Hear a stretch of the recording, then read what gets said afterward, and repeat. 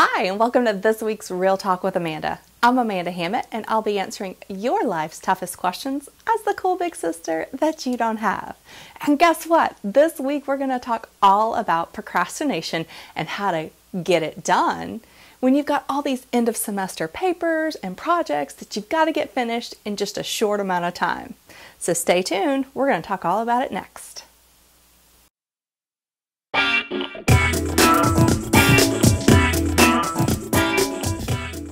So according to some experts, 75% of students procrastinate.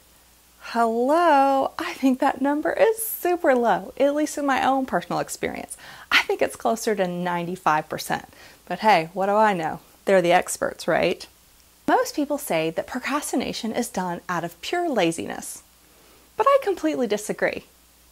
Not only do I disagree with that, but also the experts at none other than Princeton University also happen to agree that procrastination doesn't come from laziness. In fact, Princeton University says that when we procrastinate, we are forced to work intensely hard over a long period of time, usually right up until our very deadline. Now, we all know that working intensely like that is anything but laziness. But what if we could stop all the procrastination-induced stress? You know what I'm talking about, the late night cram sessions, pulling your hair out, the stress, the worry. I have perfected in my way too many years to count of procrastination a step-by-step guide in how to get it done in a small amount of time. All right, step number one. As lame as this sounds, you gotta make a to-do list. I know, super lame. So if you have a huge project due at the end of the semester, you need to go ahead and dice it up into smaller bits to put on your to-do list. So for instance, if you have the huge research paper due, you want to go ahead and put down as one of your top to-do lists, do the research that you're going to use for the paper. Duh! So actually this act of dividing up a huge project into some smaller bites is actually what Princeton University refers to as Swiss cheesing it. Now, at this late point in the semester, do not put anything on this to-do list that does not directly affect your GPA. I'm talking like cleaning your room, packing to go home, all of those things. This is do or die time, people. You gotta only focus on the things that are gonna get you through to the end of the semester. So step number two, get rid of all your distractions. So that means the very first thing that needs to go is your cell phone. Turn it off, take the battery out, hide it somewhere in your room, whatever it is, get rid of it immediately. Next, if you have a roommate, you need to find somewhere else to work because chances are they're probably cramming in some last-minute studying and papers as well. If you're one of those people just like me that has a problem with being on your computer and being drawn into searching the internet, here's a tip just for you. There's several apps out there that you can download onto your computer, things like Leech Block, Freedom, Right Room. All of those apps actually either severely limit the time that you can spend surfing the internet or it cuts off internet access altogether. Trust me, you need it in this time frame. These apps are just for your computer because remember, your cell phone has already been taken care of, right? Step number three, work solo.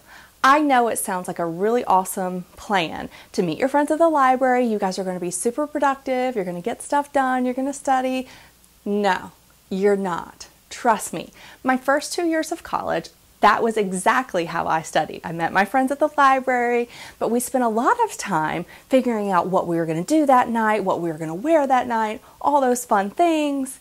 And we spent a lot less time studying and working on projects that we really needed to do. Starting with my junior year of college, I found a tiny corner of the library that nobody ever went to. Trust me, I don't even think the janitor had been there in about 20 years.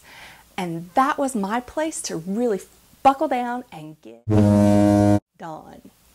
I spent about a third of the time working on projects, working on studying, working on papers as I did my first 2 years. And guess what? My grades were even better my junior year than they had been the first 2 years.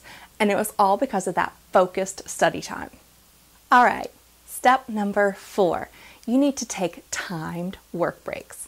Now, what is that exactly? Well, basically, I take a timer Again, not my cell phone timer. Actually, I use the timer from my very own kitchen, and I set it for 25 minutes. And in those 25 minutes, I sit down and focus on nothing but the task at hand. I actually read from an efficiency expert one time that if you set these small little work breaks, you are able to get a lot more done in that small 25-minute window than you could in hours upon hours of trying to do the same thing. Now, why is that? It's because your brain starts to kick in and it goes into overdrive because it knows it has a very small, finite window of time. And it works wonders, trust me.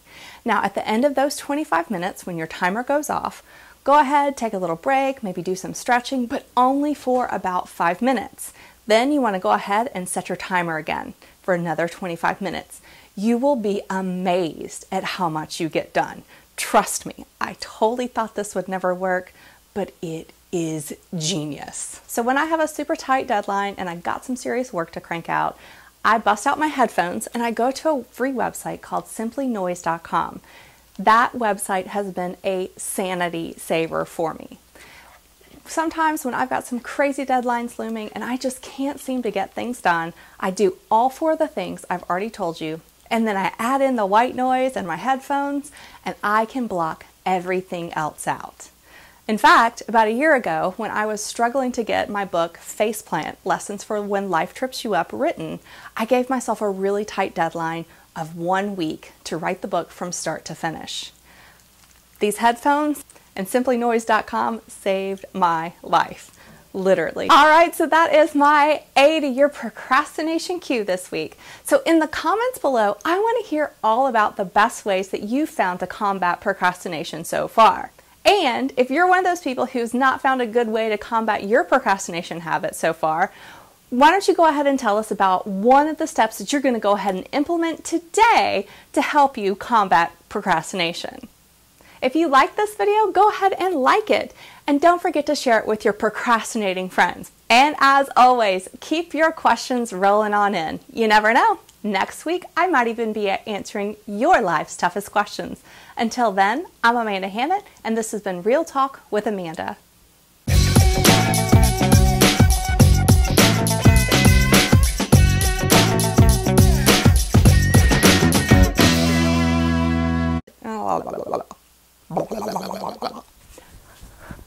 Hey, come on. What it sounds like. You're getting on my nerves. I'm like this. Stop, you look like a troll when you do that. That's what it sounds like. Love you too.